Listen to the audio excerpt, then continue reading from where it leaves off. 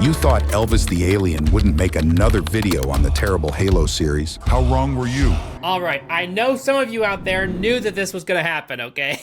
You gonna stop me or something? Just like John and his special glowing rocks, it was destined for me to make this video. Haven't you blue idiots learned anything yet? Yes, today we're talking about Halo Season 2. Some time ago, I made a very long video on Season 1. And let's just say I had some problems with it. Hello everyone, I am sad to report that the Halo show is bad. Halo is a fascinating show to me because it somehow accomplishes saying 100 things and nothing at the same time. I know what you're thinking. No combat. It's bullshit. So far, it's a 2-season origin story, and I'm not joking. It's still an origin story, and it continues to be an origin story until the last episode of this season. What makes it worse is the piss-poor character development. It feels like the showrunners were expecting this show to go on for 8 to 10 seasons, because for some reason the pace to this story is like frozen molasses. You wait 10 years for it to thaw, and then when it finally does, you gotta wait another 10 years for it to drip out of the bottle. Let me be clear, I don't want this show to fail. I like Halo. It's just a shame they want to drag this show on as much as possible before getting to the good parts. There are 2 moments during this season where I'm like, hell yeah, this is pretty cool. All the rest of it felt like filler. But make no mistake here, John. It felt like I was watching One Piece or something. Remember that batshit insane decision they made during the finale of Season 1, where they kind of just took Chief out of the equation entirely and put Cortana in charge so she could finish the fight for him? Yeah, they start Season 2 off by removing Cortana from Chief. The Cortana system was never intended to be. It's pretty hilarious. They were probably like, oh yeah, this is not gonna work. We should probably take her out. I need you to do me a favor. Anything. Stop talking. And then we get this mission on planet Sanctuary. Surprisingly, the Spartans are in their armor. Don't get used to it, because just like in Season 1, it doesn't last long. Now for a quick word from today's sponsor. This video is brought to you by Factor. Factor makes meeting your nutrition goals easier by delivering fresh, never frozen, dietitian-approved meals right to your doorstep. Factor takes the stress out of meal planning. Factor cuts down on grocery trips and cooking, so there's more time for me to make videos or work on personal projects. And you still get chef-crafted, dietitian-approved meals delivered straight to your front door, with over 35 meals to choose from, including options for keto, calorie smart, vegan, or veggie. Their meals are incredibly convenient. They only take 2 minutes to make, so that frees up a lot of time during the day. Skip the overpriced takeout trap. Factor is cheaper, and cheaper by a lot if you use my code. Head to factor75.com or click the link below and use code ETA50 to get 50% off your first Factor box and 20% off your next month of orders. That's code ETA50 at factor75.com to get 50% off your first box plus 20% off your next month of orders. Thank you so much to Factor for sponsoring this video and for keeping me full when I'm busy. Now back to the review.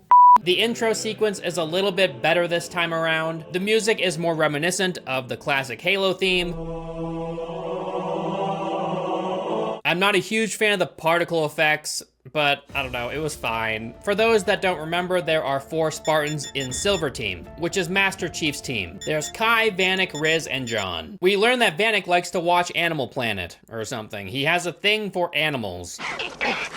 I like it. They try to do something with this later on. It doesn't hit at all. We'll get there. I guess all of Silver Team decide to remove their chips. You know those pleasure dampening chips they had installed in their back? Which is strange because in the first season, Vannak was very much against removing this chip. But whatever, he did a complete 180 sometime between the first season and this season. Asking me dumbass questions like that. Chief attempts to save some Marines in this episode. They're fighting for their lives in a bunch of fog. There's a bunch of energy sword elites around, and it's pretty cool. Chief tries to save these guys, but he mostly fails. All of them die except for one, Corporal Perez. And she's very important in this season, except not really. Perez has the weirdest character development in this show. She starts training to become a Spartan, and then she forms a bond with Kai, and then they start attacking the Covenant. I guess they use her character as a way to like put the audience in the shoes of a regular person fighting the Covenant, you know, and that should be very scary. And I get that, but it felt like that was her only purpose in the show. Aside from that,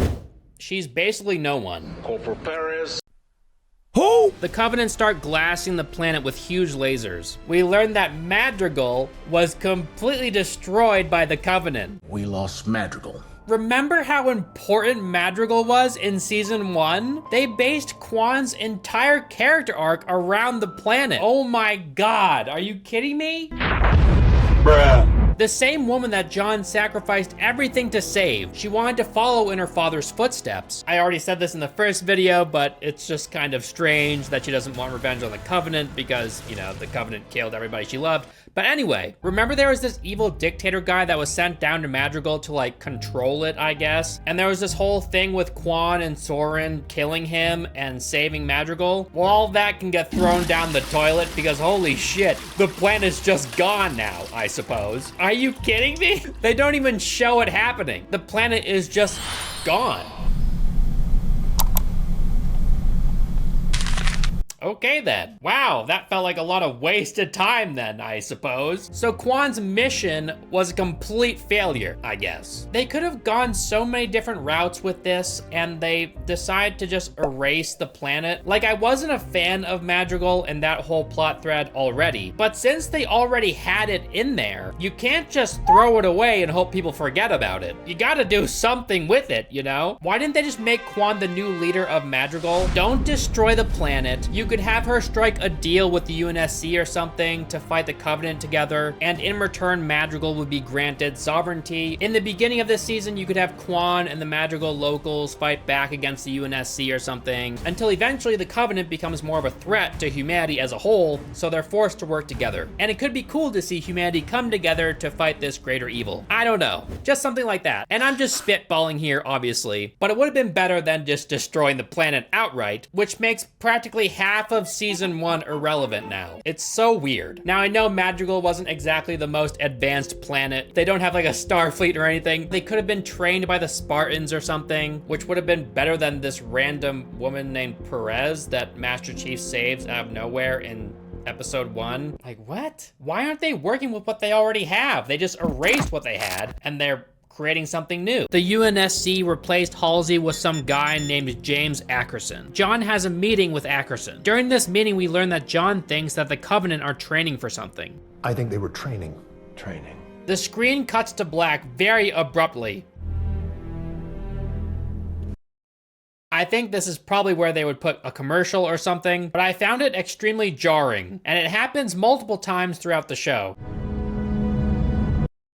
We then get some scenes of Pirate King Soren hanging out on his asteroid. There's this guy who claims he knows where Halsey is. Soren is searching for Halsey because he wants to enact revenge on her for what she did to them as children. This place cost me my arm. This guy who kind of reminds me of I Hate Everything is used by Soren to locate Halsey because he claims he knows where she is. It turns out I Hate Everything just set him up, so he's arrested. Soren 066, you're under arrest.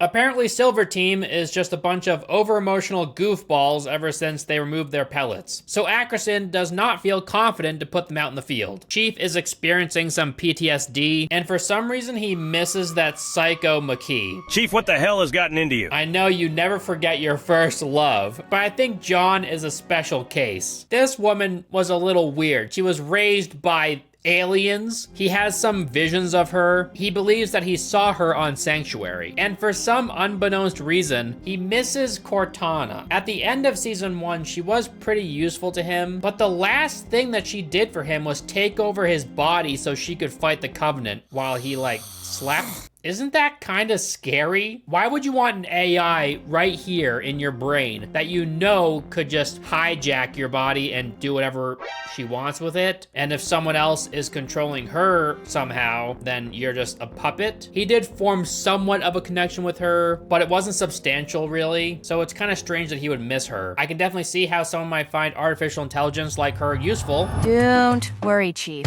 When I'm through with you, your testicles will be the last thing you have to worry about. Chief, prepare to be boarded. Whatever, he's in love with her, I suppose. Why would you yearn to share your brain space with an AI again? You have no privacy when she's around. I can't think of a soul that would miss that aside from like an incel. And I would say that matches Master Chief, but they made him have sex, so he can't be an incel, right? Isn't that the rule? No joke. They make Master Chief, the badass from the video games, go to this club place where there's an AI you can dress up however you want. He makes this AI look the way he wants them to look so he can pretend like he's talking to someone else. I love my holographic girlfriend. I'm just gonna be upfront. I never pictured Master Chief like this, ever, in my entire life. So it's just kind of strange that the official Halo show would depict him this way. I couldn't help but notice you were looking awfully long at the other guys during training today. During episode 2, Keyes says to Master Chief, "It's like they don't trust us." I guess she forgot about all the insubordination and treason that Master Chief committed during season 1. Or maybe the showrunners forgot that he did that. It's just weird that Keyes would be confused why the UNSC doesn't trust them. I mean, to be fair, during season 1, after Chief did all this bullshit with Kwan, the UNSC was like, well, he's kind of rough around the edges. Give him a break. Clear us for action. Or I'll find somebody who will. Are you threatening to go over my head, John? Sir, respectfully, go fuck yourself up the ass. I am the master motherfucking chief. John and Keyes look at a Spartan team wall that tells them the status of various operations. But instead of being digital, they have this guy whose job it is to change the board. You know how like a fast food worker would change the words on one of those signs that face the road? So that's kind of strange, I think. Not exactly the most time efficient way to go about doing this, but it is what it is. And the only reason they have it done this way is so John can ask this guy what is going on with Cobalt team. Oh, and apparently my team is up there too. You see it, right? In the bottom right-hand corner? Sigma team. Yeah, I'm on that team. It isn't always easy being Sigma. It is what it is. Master Chief on Silver team, whatever. Huh? So since Madrigal is gone, what does Kwan do in season 2? Well, she's a slave, which is so funny. She's a slave on Rubble, a pirate asteroid. The same pirate asteroid that Master Chief brought Kwan to in order to save her from the UNSC. Remember Soren? I know I'm kind of reiterating myself from the first video, but yeah, Soren is John's friend. That was until John betrayed him. So John brought this woman he was trying to save to the guy he betrayed, who's now a pirate. And what happens? She ends up a slave. It's so funny to me how they forced John to save this random woman. He betrayed everybody in his life to save her, only to bring her to one of the most inhospitable places in the galaxy. Are you shitting me? Good job, John. Looks like your mission was a success.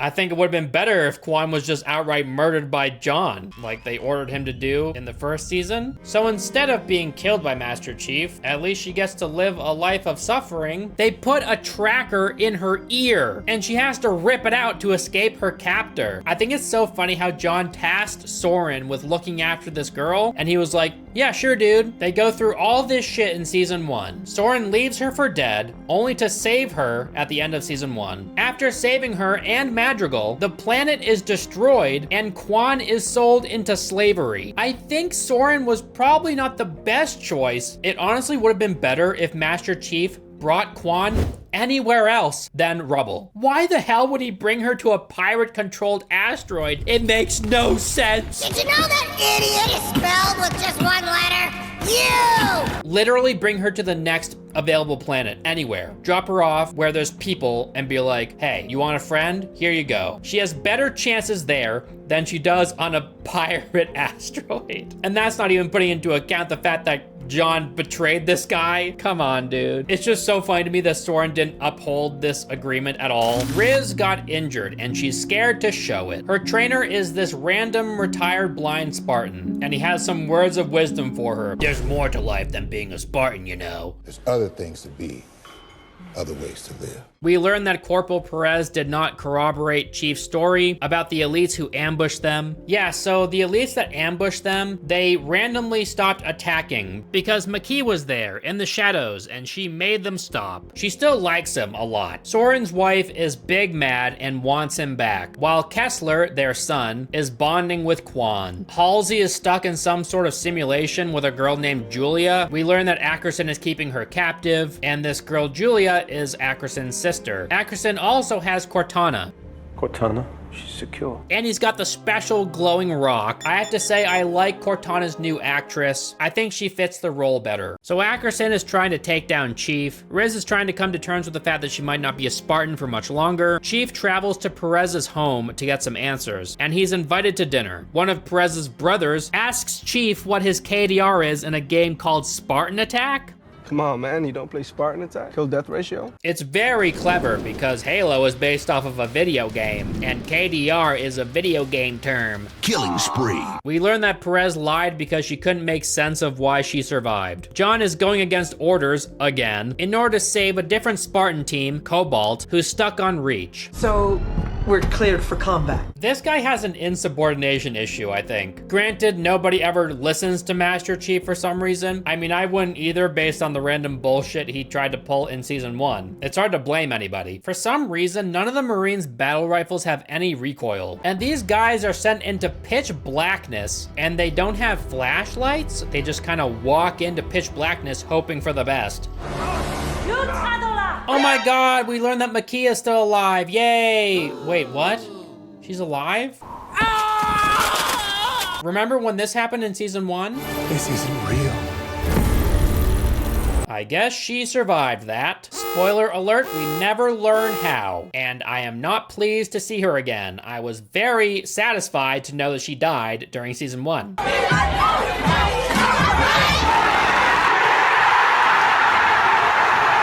I thought, hey, without her, season 2 will definitely be improved, right? We watch as she walks up to another glowing rock. Why does this show love glowing rocks so much? Episode 3 starts with Silver Team on Reach. Not gonna lie, I was pretty hyped that they were on Reach because Reach is pretty important in the Halo lore. But it stops being cool very fast, and I'll explain why. Silver Team is apprehended by the UNSC and brought in for insubordination and a bunch of other things. Chief is suspended from active duty until he passes a psyche valve. Apparently, Ackerson was trying to cover up Cobalt's mission by changing their flight plan, which made Chief out to be a crazy person. Can I talk to you? This is only all of it. This is Ackerson. And apparently there's no records of these changes anywhere. We meet Ackerson's dad, who's going senile, and he explains that he built a bridge. You see that bridge?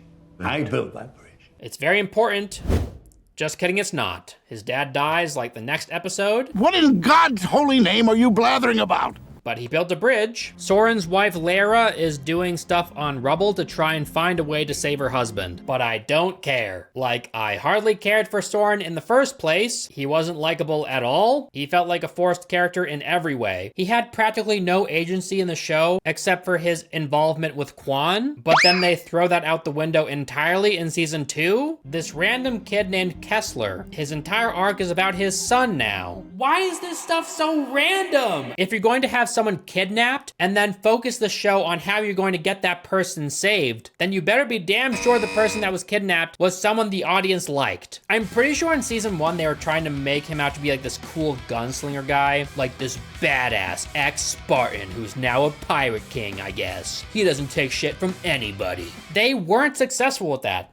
At all. And what's with this random obsession with him trying to find Halsey all of a sudden? A bounty for Catherine Halsey. He wasn't doing that in season 1, I don't think. His main motivator in season 1 was money. Kwan was like, hey, I'll give you a bunch of money if you help me. And he was like, sure, all right, let's go. If I were to give you some money out of my wallet, would that ease the pain? He wasn't on this mission to try and find Halsey. So weird. I like Fiona O'Shaughnessy. I think she's a good actress. I really loved her in the show Utopia. You like some shit music. Is this shit? It's just too bad her character in this show hinges on a different character that I didn't care all that much for in the first place. And then there's this subplot with Riz and her random instructor. She shows up at his place because I think she likes him, kind of, but then she finds out that he's gay. It's just so random. Oh my God, you're gay. Oh, sorry, Riz, you can't Riz a gay man. She's She's trying to figure out a life for herself outside the Spartan program, but she's a nothing character. She impacts the story 0%. I'm so confused why this show is trying to develop her. Maybe she'll have an impact in season 3. I'm sure they have this all planned out. You know, it's meticulous. John thinks it's a great idea to knock out the 2 guys who are monitoring him so he can escape and do whatever he wants, which I guess is to go on a solo mission to save Cobalt team. Why is John Halo so impulsive and stupid in this show? He hardly ever thinks. He just does. He's like a big dumb gorilla trying to get a banana that's on top of a mountain. Like, what the fuck? Keyes is desperately trying to defend Chief, but his actions aren't making that very easy. Incapacitated the soldiers and escaped this facility. I mean, clearly Ackerson is up to no good too, but still. Kwan, Laera, and her son try to steal a ship, but they fail. It's so funny, they try to make this grand escape with the ship, but they're like a mile away from the hangar doors, so the doors just close when they steal the ship. It wasn't thought through very well. We also learned that Ackerson believes that victory against the Covenant is impossible. We're going to fight, we're just not going to win. I like Admiral Keyes in this show. What I don't like is how they killed him, and we'll get there. Also, where is Sergeant Johnson? If we don't get the hell out of here. You hit Marine? No, sir. Then listen up. You had your chance to be afraid before you joined my beloved Corps. I love Sergeant Johnson, but he's just non-existent in this show. Oh, I know what the ladies like. I know I'm pretty, but we need to get to work. Come on, dude. It's like they took Sergeant Johnson and Keyes from the game and tried to wrap them into one character, Admiral Keyes, in this show. And I don't like that, because this guy kind of looks like Sergeant Johnson, but he's named Admiral Keyes, and he gives a speech to the Marines, kind of like Sergeant Johnson would, even though Keyes was out in the field in the games too. Good luck to you, Spartan. It's just one of those changes that makes no sense, really. I think separating that character would have been a lot better, because then you have 2 characters that could be compelling in different ways. The higher up guy who's trying to fend for Chief, and then the sergeant who's in charge of the Marines, who has a fun personality full of bravado. All you greenhorns who wanted to see Covenant up close, this is gonna be your lucky day. While Admiral Keyes should be cold and calculating. The Covenant kept saying that whoever controls Halo controls the fate of the universe. So Laera put Kwan in charge of Kessler, and she's like, take Kessler and escape somehow. And I will give myself up so you can escape. Wait for my move, then get Kessler out of here. Ackerson places Soren into Halsey's little simulation prison thing. This part I kinda liked. It's interesting, you know, you have this Spartan who's face to face in this place where Halsey has no power, and he can finally confront her about all of his grievances. What's weird about this is that Ackerson has no frame of reference. Unless Soren told him, he doesn't know that Soren is looking for Halsey. But I guess he informed Ackerson off screen, so Ackerson's like, this would be funny, and he puts him in the same room. I guess he did this as a way to like make things uncomfortable for Halsey, just to be like a dick, I guess. So Laera is a pirate prisoner now. This guy that used to work for them is now the captain, I suppose. And his right-hand woman is just Bellatrix Lestrange. Why is this dude wearing a fishnet shirt over his long sleeve? Questionable fashion choice? But hey. So then Kwan saves Laera. I guess she's a psychopathic murderer now, and she single-handedly took out all these pirates with a knife. Whatever, sure. They had guns, by the way. And the best part is, she abandoned Laera's kid to save her. I'm sure she will like that. So now this poor little guy is being shipped off to God knows where without a guardian. I guess Kwan was like, we'll figure that out later. She saved Laera because she knew that she was gonna die if she didn't. I know, that was the point. She put you in charge of her son, so make sure her son is safe. That's what she asked you to do. She didn't ask you to save her, so now her son's in jeopardy and she's safe. And Laera is never upset about this, which is so weird. John meets Perez at a church, and she has this random recording from Sanctuary, and it's an elite saying a prayer that she translated somehow. I guess she can speak their language. It's just part of Marine training, you know? You gotta learn the Covenant's language. Everybody knows it. Did you guys know that Vannak has pet pigeons? It's very important. It shows his humanity, the fact that he likes pigeons, okay? Jenny.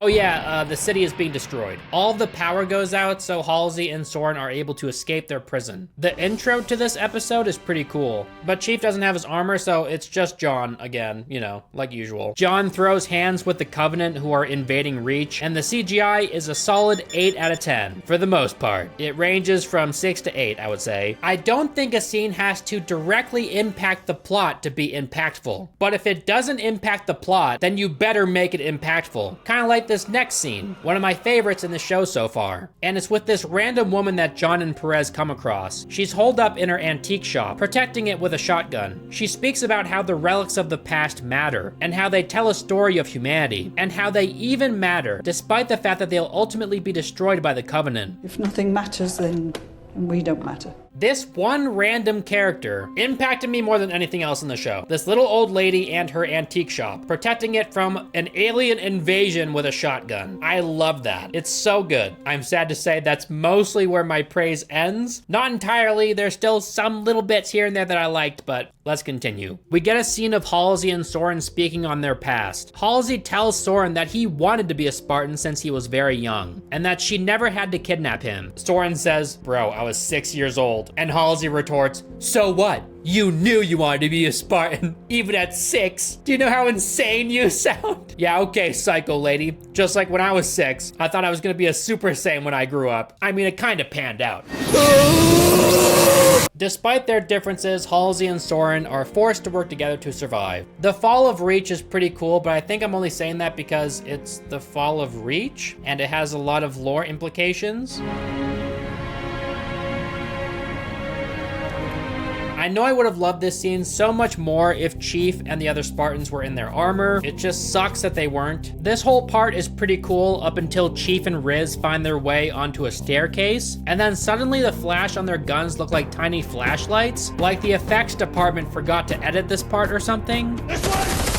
So remember Riz's trainer, this random blind guy? Well, his gay partner dies, and it's supposed to be this sad moment. But we had one scene with the guy. We don't know him at all. Also, how is this blind guy fighting the Covenant? How is he making his way around? Are you sure you're okay to drive? My hands are on. What? He's blind. Remember, show? Well, he sacrifices himself to destroy a wraith that he couldn't have known was there. I mean, sure, he can probably hear some stuff happening, but it's probably so loud that he couldn't differentiate one thing from the next. Whatever, dude. It's Halo. It's not supposed to be realistic. Run. Makee shows up with terrible looking makeup and steals Cortana. John and Riz are told by Vannak that their suits were taken by the UNSC. We were just going to get suited up. The armor's gone, Chief. Great. I audibly sighed when he told him this. This is obviously just an excuse to give us as many scenes as they can without them wearing their suits. I get it, CGI is expensive, and I'm sure it's uncomfortable for the actors to be running around in these suits. But that's what you signed up for. It's a Halo show. Does he look like a bitch? I don't care if they have to cut it down to 5 episodes and make it sick, you know? Make it a really good 5-episode limited series or something and put all of your budget into it. Make them wear their suits. You know, just because he's wearing a suit doesn't mean he has to be rolling around, sprinting, or kicking ass. He can just be there in his suit, and it's still cool because Halo fans like seeing Spartans wearing Halo armor.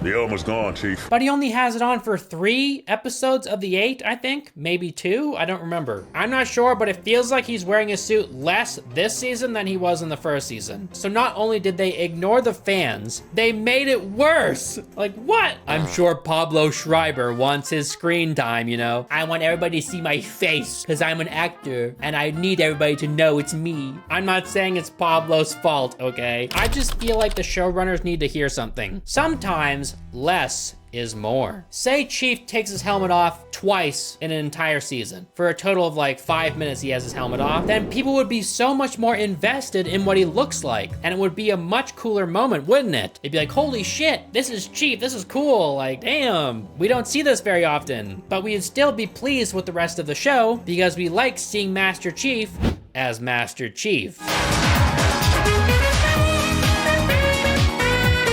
So now it's Keyes, Chief, and the Marines versus the Covenant as the higher-ups escape the planet. I think Chief's presence during this part would be a lot more effective if he were in his armor, but they try and spin it so it's like, oh my god, this is Master Chief without his armor. If he's here without his armor, then that means that we really stand a chance if he believes it, when in reality, I think most of them would be thinking, he's not gonna be very useful, is he? I'd be a lot more confident if he was in his armor. He was this random guy, I guess. If I were a Marine and our planet was being attacked by the Covenant and Master Chief comes out without armor on and he's like, all right guys, let's do this. We're probably fucked. It sucks so bad because during this scene, I'm like, this would be kind of cool if Master Chief looked like Master Chief. Later during this episode, some jackals bounce up and deploy their shields and it's pretty cool. Although Soren should definitely be dead during this scene. Just watch how this plays out. How is this dude alive? I've played all of the Halo games, and if there's one thing I know about jackals, they don't fucking miss. There's a part when Keyes is surrounded, and I'm fully expecting them to take him captive. But instead, he sacrifices himself so Perez and the rest can leave safely by setting off an explosion directly next to the ship as it's taking off. Not the best plan, but hey. Punch it. I can't do that, sir. I'm pretty sad that we won't be able to see the horrific Flood Keyes reveal. God, that's such an iconic moment from Combat Evolved, and it's just not gonna be in the show. So that's cool. He's one of them. I'm sure they'll replace it with something great. They'll probably do it to Perez instead. Who the fuck is this asshole? This random girl that we were just introduced to. I don't care. Why does this show suck so bad? Also, for some reason, a ton of the Covenant use energy swords in this show. It almost feels like more Covenant use energy swords than they use guns, which is definitely not the case in the games. In the games, it's a very select few that use energy swords. Sometimes you'll have a little group come at you and they're all using swords, but for the most part, you're fighting Covenant with guns. I guess they just had to give most of the Covenant swords to make it more realistic that these people would survive. Because in a live action setting, the Covenant can't lunge 50 feet with their swords and kill you. Chief tries using one of these swords to fight them, but he doesn't have any armor on. I guess he forgot. He's not the smartest person alive. He's then shot and almost killed until Makee saves him. What is this, the second time? Why is she here anyway? She just keeps popping up randomly. Is she helping with the invasion or something? It makes no sense. Also, Vannak is killed with a needler, which is pretty cool. I like needlers, but the way it happens is pretty stupid. But he kind of just lets it sit in his chest when he knows what it's about to do. I think if someone lodged a grenade in my chest, I would probably try and take it out and throw it. Maybe Vannak wants to die, so I didn't really think about that. I wish his death was better executed, and I wish we had more time to like Vannak. Throughout most of season 1, he's just like this serious asshole, and there's like one scene in season 2 where he's like, hey, I like animals, did you know that? And he has some friend pigeons, I suppose. Whoa, whoa, whoa. Oh, cool. That's not enough, okay? So he dies, and then there's a hole in the ceiling with the pigeons flying around, and it's like, oh my god, those are his friend pigeons. They're here to say goodbye or something. It's so dumb. I felt nothing when this happened. And what makes this worse is that his death was supposed to cause a ripple effect in the show. It impacts Chief to such a degree that he starts making decisions that he might not have. It would have been really cool if we got to see Vannak and Chief bond before Vannak died. That way, when we see Chief all depressed and brooding later on, it kind of makes sense. But to me, it didn't seem like Chief really liked Vannak all that much. He didn't spend all that much time with the guy. And then when he dies, it's like, oh my god, he was like a brother to me. Didn't you guys know that? I thought that was obvious in the show. I know that they grew up together, okay? And they have a serious military relationship, I suppose. But still, dude, let them bond or something. A loss in a show only works if we cared about that person, or if we cared about the people that cared about that person. But this show does such a terrible job convincing the audience that they're supposed to care about these Spartans. Their banter sucks, and I don't care that he all of a sudden likes animals. It means nothing to me. I don't give a shit. It would have been really cool if we got a scene of Vannak preparing for his future in some way, you know? Like, oh, I'm gonna open up a zoo or something because I love animals. It makes a death more impactful when we think something's gonna happen in the future, but it's ripped away from us. Either that or Vannak sacrifices himself to save his friends, which would have worked better if their friendship was stronger, and he was fighting alongside his friends. It's just the fact that the show stripped them of their armor to kill them easier makes it so much worse. If they were in their armor and they took off his helmet and started beating his face to a pulp, that would have been a better death, I think. And have him still fight back even though he's getting his ass beat. Like, that would be so much cooler than a needle in his chest? Like, what? We don't get to think of Vannak as a badass. His death was so weak and unceremonious that it ends up kicking the show in the balls, because later they have this funeral scene. There's this whole thing about needing to bury him, but John doesn't want to. John's all sad about it. God, this would all be so much better if his death meant more. Episode 5 starts with armorless Spartans fighting the Covenant. It just doesn't feel the same. I know they're technically Spartans, okay, but it doesn't feel like they're Spartans. Spartans just aren't Spartans without their armor. It's just true, okay? You take Darth Vader out of his armor and you give him a lightsaber. It's not the same, all right? He's just this wrinkly dying dude. Spartans are their armor. What doesn't this show understand about that? Hilariously, Riz goes on a suicide rush to retrieve Vannak's body, only to get blasted in the back. Like, what did you think was gonna happen, you dumbass? What a moron. All of that to save a corpse. I know it's the principle of it, but like, is his body really worth risking your life for? What should have happened is Vannak stays behind and is getting his ass kicked, but we never see him die, right? But it's very heavily implied that he's dead. Riz isn't sure that he's dead, so Riz tries to save him, but John stops her. Much later in the show, we could see Vannak come back, but he's been infected by the flood. Or they could go the Keyes route, since Keyes is dead, and he can, you know, talk to them through comms and be like, oh my God, guys, I'm here, save me. Or he can just talk to them, and then they can try and save him, only to find that he's infected by the flood. That'd be cool, but he's just dead, so yeah, they killed him.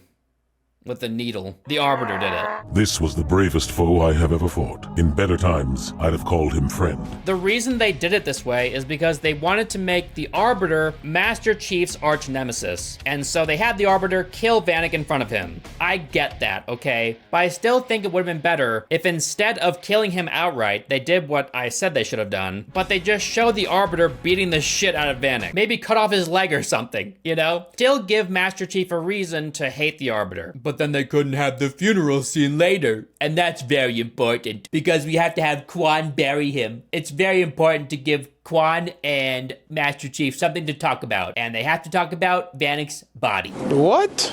Chief doesn't want to bury it. It's not the Spartan way. You don't bury Spartans, okay? You just let them rot. It's what Spartans do. Is that from the books? Is that real? If so, it's stupid. John gets his shit rocked by a hammer-wielding brute. Man, if only he had armor on. He then says, if I just had my armor. You don't say! Yeah, I think everybody watching this is saying that exact thing. I guess we should give the show some points for being self-aware. We then get a scene between the Arbiter and Makee. I can't help but think about how much more I would enjoy this show if Makee didn't exist. The Arbiter is searching for the Keystones, the special glowing rocks that will activate the ring. And he also wants to kill Chief. They spend practically no time developing the Arbiter. He just kind of shows up and he's on a mission. John and Halsey are reunited, and oh, does he have some fiery words for her. Tell me what you see. Is it a woman or a weapon? Makee then speaks to Cortana about Chief, and Cortana is not to be bossed around. They aren't getting along one bit. They're enemies.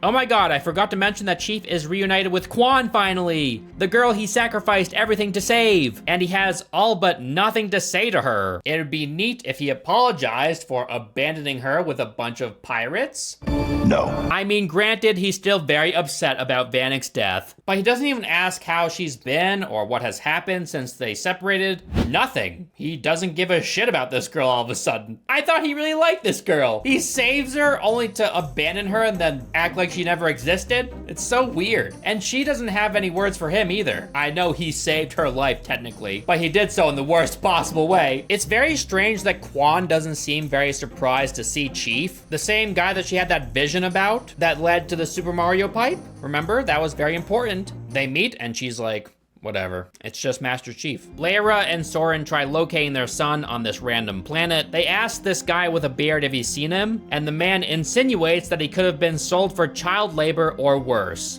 Especially little ones.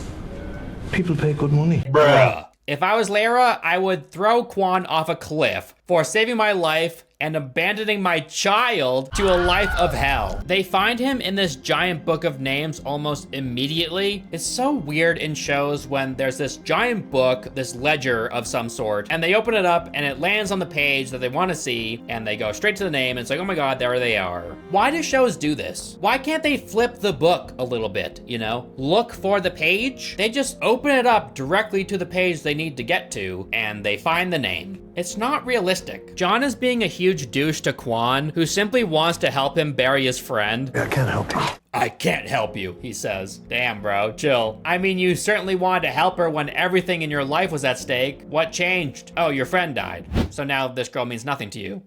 Okay. This is what losing a friend does to a man, even when you're a Spartan. I know they're supposed to be emotionally inept because they took their little pellets out of their neck or back or whatever, and they didn't have the proper time to develop their emotions, so now they're just a bunch of crybabies. Oh, I hate that. Why'd they do that? Such a terrible, terrible decision. Laera takes her wig off because she's done acting fake. Oh my God, it was Jessica Hyde all along. Riz is told by Halsey that she'll never be the soldier that she once was because her injuries are that severe. The damage is significant. Riz's entire arc is like, oh my God, I'm hurt and I won't be a Spartan anymore. What am I gonna do with my life? Should I be a farmer? Should I start playing basketball? I don't know. What should I do with my life now? I'm so confused because this has never happened before. I'm a Spartan. I should only be a Spartan. God, I don't care about Riz. I guess it's kind of a clever way to get rid of Riz because the show is clearly trying to get rid of all of Silver Team except for Chief. So Chief can start acting alone like he does in the games. And this doesn't happen until the end of this season. So we have to watch 2 full seasons before we get to anything that kind of resembles the games. Who wrote this show? It's so weird. Why would you write a Halo show like this? Kwan speaks to Vannak's body as she's digging a grave for it, and she talks about how she's having a hard time reconciling the loss of Madrigal. You can't grieve an entire planet. I kind of already said this, but it's pretty hilarious how her entire planet was destroyed off screen, but we don't get to see her reaction to it. It just happens. Soren and Laera find the house that took in Kessler, and he's being cared for by 2 women. Just kidding, Kessler isn't here. This is just a way to pad out the show. Although we do get to learn a little bit more about Soren during this part, which I liked. It's a little bit more character development for him, so it makes him a little bit more likable. The show tries sometimes, even though it's during random scenes like this. Vannak has this tiny funeral, and it's kind of cute. Afterwards, Halsey tells John that she found him as a boy because she knows that he's the chosen one who will save humanity. And she knows this because the glowing rocks told her so. I already went over this in the first video, but I hate this. The whole chosen one thing, it sucks. Something to do with his DNA or something. The scientists did all this work to figure out which kids would be the perfect Spartans when they grew up. And they knew that John would be the ultimate Spartan when he was 6 years old. They knew. I just can't help but think of midi-chlorians from Star Wars when I watch this shit. Kwan speaks to the ghost of the old shaman woman who died in the beginning of the show. Why is Kwan receiving a vision from this woman that she never met? I guess because she's a witch. She's a shaman woman. That's what they said in the beginning of the show. This Marine was like, she's like a shaman or something. I don't know. She's some sort of shaman priest person. A shaman priest person. So she's very important, this random woman. She's a shaman. Did you know that? She's a witch. So she can talk to Kwan because Kwan is also a chosen one. How many do we have so far? We got Makee, Kwan, John. I'm sure there's gonna be another one. Oh, the Arbiter. Speaking of, Makee tries to convince the Arbiter that he's also a chosen one, and he must go to the Halo ring to claim his rightful place in destiny. And he believes this due to a hologram of the ring that's shown by Cortana. And he's like, oh my God, this must be fate. It's magic that I'm seeing the ring all of a sudden. It's definitely not just technology. I think the Covenant are pretty advanced. You'd think that he would know that. He's a pretty gullible guy, I suppose. That's all it takes for him to turn against High Charity. So remember that weird guy that Soren and son Laera came across. And when they asked about his son, he was like, you know, he's probably being trafficked. Laera goes back and finally does to this guy what I would have done right off the bat. Laera says to him, you had a mother, right? And the guy responds, yeah? Ding, ding, ding. Correct. You're right. It's the tough questions in this show that get me. Laera finds out that the UNSC took Kessler. The UNSC? Riz gives up the fight despite Chief trying to order her around. Like, the woman is a cripple, dude. Give her a break. What would you have her do? Go out into battle in a wheelchair? She decides to stay behind on planet England as the rest fly away. Also, Keyes is now working for Ackerson. He had very little trouble convincing her that the Spartans are evil. Basically, Ackerson was just like, hey, Chief is not trustworthy. You should try and kill him. And Keyes was like, hey, I don't think I should do that. And then Ackerson responds, are you sure? And then Keyes like, wait a minute. You're right. I never liked him anyway. Perez is now a Spartan in training. She's part of this new group called the Spartan 3s. This whole combat simulation scene was pretty cool, I think. Someone gets shot with a needler in this scene, but only a couple needles? How come in this show, when people shoot a needler, it's like 1 or 2 needles? When I get shot in the games with a needler, I look like a fucking porcupine after they're done. And then I explode 1,000 times and fly off into the sun. This show is not like the games, and it makes me very upset. John and the crew land on a mysterious planet called Onyx. I'm not sure if this planet is from the books. It probably is. I haven't read them myself. They're apparently holding Kessler on this planet. John is convinced that they're making Spartans here. Halsey escapes them off screen. She just runs away. Meanwhile, Kwan is having more visions of that random old lady shaman. She leads her to the Super Mario pipe from the first season. So Kwan jumps down without thinking. Would have been hilarious to kill her here. Just have her splat on the ground and she's dead. I would have loved that. Like, the show's already drowning. What's some comedy here and there, you know? By sheer stupid luck, she's saved by a gravity field. Also, Halsey is down here as well. So that entire vision of the Mario pipe was just to bring her here so she'll jump down the pipe and find Halsey. But Kwan needed another vision of this random shaman to point her to the Mario pipe. I think it would have been better if they did away with the shaman, and instead, Kwan just happens upon the pipe and remembers the vision from the first season. Why does she need so many visions? This girl is going crazy. It's like she's constantly high on a hallucinogen. God, if I were her, I would bash my head against a rock. This girl is schizophrenic. Some men start shooting at Kwan. I guess it's shoot on sight if any person is near here. So John starts fucking them up. He's then surrounded, but their shoot on sight policy vanishes all of a sudden, so they take him hostage. I guess they recognized him as Chief, so they didn't shoot to kill, even though he isn't in his armor, so that means that these people must recognize his face. Not the smartest move, John. Instead of putting the guy in heavy-duty handcuffs and ankle chains or something, they have like 8 men hold him with cables? They know this is a Spartan, right? Check out how easily he takes care of these guys. What were they doing? This is the weirdest way to restrain someone I've ever seen. Ackerson tells Keyes that the Covenant attacked the Visegrad relay to cover their assault so they could capture an artifact, which is one of those glowing rocks. But the UNSC was able to save the other one. So remember in season 1 when all those elites abandoned one of these artifacts to kill a bunch of random humans for no reason? Kind of weird how the artifacts are so valuable to them all of a sudden. The show started off strange. Anyway, Makee is confused why her powers to use the Keystones are gone. So why did they keep Makee alive if she's not a blessed one anymore? I touched the artifact and nothing happened. I dislike the character Makee so much, but wasn't there already a link between them during season 1? Like, they were talking to each other on the ring before all this happened. So what changed? Why can't she use the artifact all of a sudden? It makes no sense. Because she was injured? What? I think they just took away her powers out of nowhere. I don't think this show ever answers that question. So Chief is wandering around this base after kicking the shit out of these men. So I guess there aren't any security cameras after all. Eventually he runs into Keyes and she beats the shit out of him as he tries to break her mind conditioning. I don't want this. But didn't she already do that when she removed the pellet? Keyes is very easily manipulated. Earlier in this season, John pleaded with them to believe him. He told them that the UNSC was lying, that they were covering up something. And since he mentioned to Keyes that he saw Makee on Sanctuary, that's all it took for Keyes to be like, yep, John is insane now. He's a crazy person, he's a schizo. Time to put him down. Isn't she the one that shot Makee? I mean, to be honest, I'm also confused how Makee is alive. They don't answer that either. She's just alive still. I guess the Covenant put her in one of their healing pods, just in time. Cortana is being used by the UNSC's Admiral as an informant to gather information about the Covenant and their plans. She tells Chief that Makee is with the Arbiter. I'm with the one they call the Arbiter. And Chief knows that the Arbiter killed Vannak, so he wants revenge. Then we get a scene with Soren and his wife, looking for their son, again. So boring.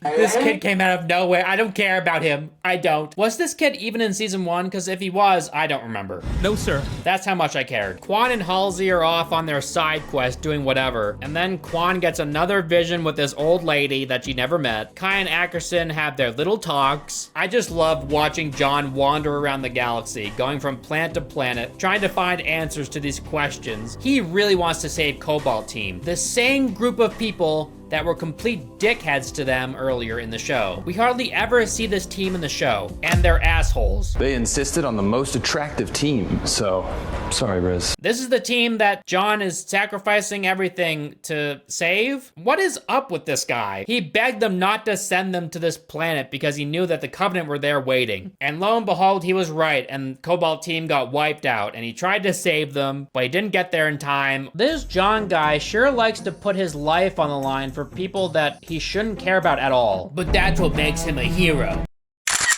And now John's on this random mission to avenge the death of his friend. His missions just keep changing, don't they? He wants to know what the UNSC is up to. He wants to kill this alien. Where's Cobalt team? Oh, they're dead. I was right all along. Why is everybody so mean to me? Oh, my best friend's dead. Oh, that shit sucks. But don't bury him though. Apparently Ackerson intentionally left the Spartans on Reach without their armor, so they would all be killed. John said that you left him here for dead, without his armor. But why? Because they knew the truth about Cobalt team and they could expose them? Is that why? I'm confused. Is it because they weren't controllable enough? You have answers for that, you know, like implantable AI and pellets that control emotions. You could do something about this, but no. No. This question also isn't answered really. It's kind of insane that they had sacrificed their most valuable soldier for these reasons. But don't think about that. Kye knows the truth now, so she likes Chief again. Why did she stop liking Chief? Because a different Spartan shot her? Makee is in hot water with the Covenant. The Arbiter believes that she is his answer to greatness, so he kills all the other Covenant aboard their ship to save her life. So the Arbiter in the Halo show is a massive Makee simp. Oh, yeah.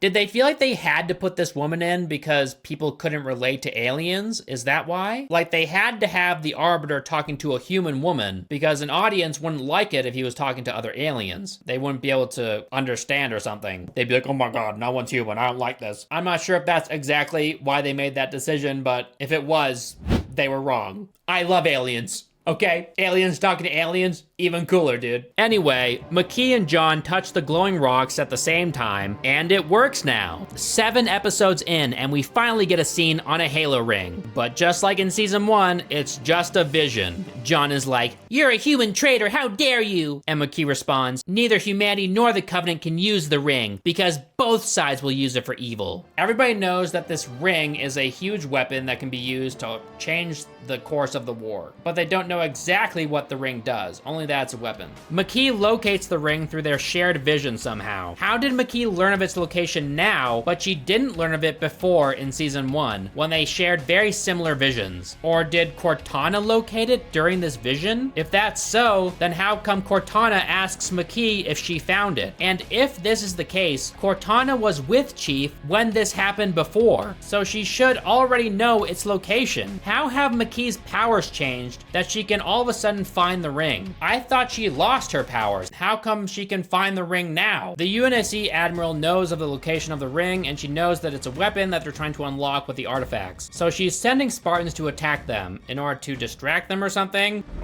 Ready the Spartan 3s. And all of these Spartan 3s are wiped out immediately. So she's like, send more. Deploy the second wave. Yeah, the first wave just got obliterated. Now you're sending more. What? The first wave didn't do shit. She thinks sending men into the meat grinder will what? Distract the Covenant from their mission? It's kind of insane to me how fast the Spartan 3s die. Like, they send them in and they die within a minute. But later the UNSC sends in more ships, but this time they last a lot longer. Like, a lot longer. What changed? There's this tiny tuft of hair under Soren's lip, and it bothers me. I just wanted to mention that. Holy Jesus. What is that? What's the point in growing facial hair if you're gonna keep so little of it? I know I have a neck beard right now, but I wasn't trying to insinuate that my facial hair was better. I'm just saying. It's like he forgot to shave that one spot. Soren remembers a time when he was there for his Spartan friends during their training, and since his son is now in that same program, he thinks it's best to leave him in there so he can learn similar lessons. You know, about like teamwork and brotherhood and stuff. Wow, are you on drugs, my guy? What the hell did they do to you? This ain't a sports team, it's Spartan training. They are cruel as fuck to these kids. It's explained in season 1 that they all got pets that they're forced to kill. At one point, we're each given pets. What, she took them away from you? No. She had us eliminate them. They put inhibitor chips inside of them, so they can't feel anything. And you want that for your son? This show is trying to develop Perez, this random soldier that Chief saved. She's gonna be another Spartan friend of Chief's, so that means she's probably going to die or get heavily injured. I 100% expect that if there's a season 3, Perez is going to be infected by the Covenant. It's just gonna happen. And they're gonna try and pretend like it's this big shock moment, you know, like, oh my God, I never saw it. No, we see it, we see it.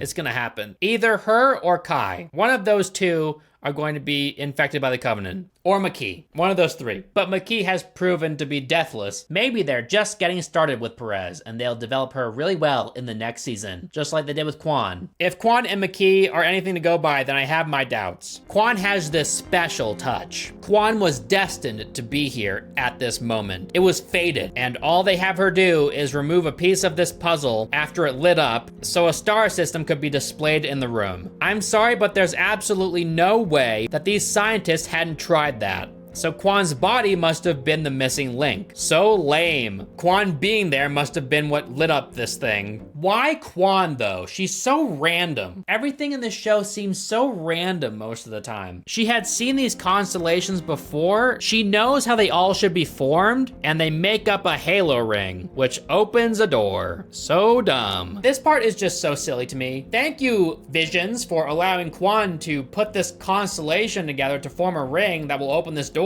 Very nice. This was all part of her destiny. Man, I wonder what Kwan's subplot brought us to. It must be very important. I'll tell you what it brought us to. The flood. Infecting people. So thanks, Kwan, for unleashing hell upon humanity. Unintentionally. The laser bridge is pretty cool, though. I remember those from the games. You know it's bad when I have to, like, try to find the fan service in this show. I'm not saying fan service makes a good show, but this show didn't even try. Although, granted, there are a couple moments during this season that I liked. The first episode had some cool moments. The Fall of Reach was interesting, I suppose, even though the lack of armor kind of ruined it. The final episode, though, it has some highlights, even though I still don't like it. This admiral was responsible for all the UNSC's evils, and Ackerson just went along with her orders to let Reach fall and kill Spartans intentionally so they can get a spike into the Covenant fleet to destroy everything. And Ackerson is just her pawn, and he's going along with her orders. When she was very obviously demoted in season 1, how does she have any power left? It's so weird. I know they'd probably explain it, but man, my mind is just scrambled eggs. Basically, they're going to use a ship's core or something to create a bomb and fly it into this area and explode everything. So then Soren saves his kid, but in doing so, he shows him his violent nature, which frightens him. He's taken away despite Soren's efforts. Man, I love this. Keep dragging this random shit out. This show is so annoying because it exists in a time period between the stuff I would like to see. On one side, we have all the stuff that makes John a legend, the stuff that made the Covenant call him a demon, which we never see. Demon. And then on the other end, we have the games. And I'm fairly certain the fall of Reach in this show is much different than it is in the game, despite the obvious stuff, you know, like the Covenant destroying it. How could they get that wrong? If they got that wrong, I would be very concerned. So this show exists in this like sour spot between the two things I would like to see, showing us what happened to make John a legend and the cool stuff in the games, you know? And they could just throw some time skips in there to make this work instead of countless visions. The show loves visions. Honestly, I don't even think this show needed all the stuff that made Master Chief a legend. Maybe just someone commenting on the things that he's done. But they definitely should have showed what made John a demon in the Covenant's eyes. The end of this episode is pretty cool, not gonna lie. It's about time something fun happens. Master Chief is finally in his armor again, and he's flying towards the Covenant fleet. And Kai is with her Spartan 3s going into battle to deliver this spike to end the war. I'm not sure what Master Chief is hoping to achieve here though. Why is he there? To assist them somehow? To find the Arbiter? Like, his missions throughout this season have been so undercooked and confusing because they're constantly changing. He seems to do nothing but fly by the seat of his pants. So, we're cleared for combat. And I have to admit, that is very Halo. That does seem to be what he does in the games. At the start of episode 8, John is talking to a mysterious person in his head. Miranda Keyes brings back a device that was held by a dead Forerunner. One of the scientists in the lab touches the artifact, and she starts to show changes. She becomes super aggressive and attacks another scientist. So this is clearly the Flood. I hate this. The Flood reveal in Combat Evolved is so much better, and I know it's in a game format, but still, something similar could have been easily done in a show, but instead they go the Resident Evil route with it. Why'd they have to do the whole stereotypical zombie virus outbreak thing? It's so overplayed. I hate it. What was so hard about this? Have it take place on the ring, have the Flood kill some Marines, and Master Chief isn't sure what's going on. He just tries to save them, and he finds the aftermath of what happened to them, and then he gets attacked and he has to find a way to defeat this strange enemy that he's never encountered before. It'd be so cool, especially if he was attacked by the corpse of someone that he once knew. Kai, Makee, Perez, take your pick. All three? That'd be cool. This show makes some of the most baffling decisions I've ever seen. A Halo show should have been a slam dunk, dude. You have books to go by. You have the games to use. If you have to change things up and create your own series of events, then at least make it cool, you know? Like, come on, man. I'm not asking for much. I love the fact that a Halo show is basically just this guy named John running around trying to find the answers to things without armor on. And we're all supposed to believe that this is Master Chief. The Halo universe is supposed to fill the viewer with dread. Master Chief is very often by himself, pulling off these missions by himself. Every once in a while he's working with Marines, but still, normally he's surrounded by Covenant, surrounded by the Flood, with the support of Cortana trying his best to figure out a way out of these impossible scenarios. And there's so little of that in this show. This next part is kind of cool. Kai's ship is destroyed, so her and all of her Spartan 3s are blown into space, and it's a pretty tense scene. It's clear that this show puts most of their effects budget into the first and last episodes of the show, because they're practically the only episodes where we see Spartans in armor. So Soren is now on a mission to save Laera and Kessler. I don't care about any of these people. There's this thing with a coin flip and John's luck versus his intent, which I thought was kind of cute. Makee erases Cortana because she's not useful anymore. Wait. But just kidding, she's not actually erased. There's a scene aboard the Covenant cruiser, which is pretty cool. Though I wish we got to see more of the Covenant aboard this ship. It's focused mainly on the Spartan 3s. Perez uses 2 needlers at one point, and I think that's pretty sick. I'm still trying to find ways to complement this show despite everything. Chief shows up to save them all, and I thought that was cool as well. Finally, this show is starting to feel like Halo again after how many hours? Why does this show insist on forcing the viewers to wait hours and hours and hours to show us something we want to see? Kai says this to Master Chief: Spartans never die, but they do, don't they? Master Chief responds, not today. To this, I was like, huh? But like 1 billion Spartan 3s were killed. Doesn't he know that? Or maybe they don't count as Spartans because they're Spartan 3s, not like the cool Spartans? Why'd they name them Spartan 3s? They must not count as real Spartans. And it's pretty funny that Master Chief says this because this is what happens to Kai.